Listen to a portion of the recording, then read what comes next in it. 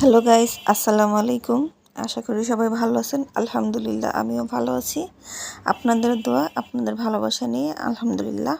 তো আজকে রান্না করব আমি কোয়েল পাখির মাংস, একদম নতুন স্টাইলে, খুব সহজ। তো গাইস, আমার রান্না আপনারা ফলো করলে 100% গ্যারান্টি দিয়ে বলতে পারি যে আপনাদের রান্না অনেক অনেক অনেক মজা হবে। আর সবাই অনেক মজা করে খাবে, অনেক এনজয় করে খাবে ইনশাল্লাহ। তো আমি দিয়ে দিলাম প্রথমে তেলের মধ্যে পেঁয়াজ, শুকনো মশলা আর হালকা একটু রসুন বাটা, কারণ যেহেতু মাংস অল্প আমি অল্প রসুন বাটা দিলাম। দিয়ে দিব অল্প একটু আদা বাটা, পরিমাণ মতো, যেহেতু মাংস কম আমার মশলাটা কম যাবে। আর ওই ক্ষেত্রে যদি আপনারা বেশি মশলা খান তাহলে বেশি দিতে পারেন, সমস্যা নাই। তো আমি এখানে মরিচের গুঁড়া, হলুদের গুঁড়া, ধনিয়ার গুঁড়া, জিরার গুঁড়া তো একসাথে দিয়ে দিলাম। আমি পরিমাণ মতো দিয়েছি, এক চামচ করে সবগুলা দিয়ে দিয়েছি। তো এখন আমি ভালো করে মিক্স করে নিব মশলার সাথে, যাতে ভালো মিশে। তো এখানে আমি অল্প পরিমাণ পানি দিয়ে মশলাটা ভালো করে চালু করে নেব। তো দিয়ে দিলাম অল্প একটু পানি।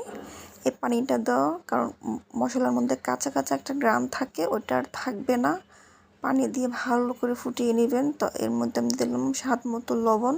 তো গাইস, আমার মশলাটা কষানো শেষ, দেখতেই পারতেছেন কালারটা জাস্ট ওয়াও। তো এখানে আমি দিয়ে দেবো মাংস, যেহেতু চড়ুই পাখি মাংস অল্প, তো মশলাগুলো অল্পই হবে। তো ভালো করে নেড়ে চেড়ে মিশিয়ে নিতে হবে। এখানে পানি দেওয়া যাবে না, কারণ জালটা কমিয়ে একদম অল্প আগুনে সময় নিয়ে রান্না করতে হবে। তো গাইস, দেখতে পাচ্ছেন আমি এখানে কোনো পানি ইউজ করিনি। যখন ভালো করে কষানো হয়ে যাবে তখন আমি পানি ইউজ করব।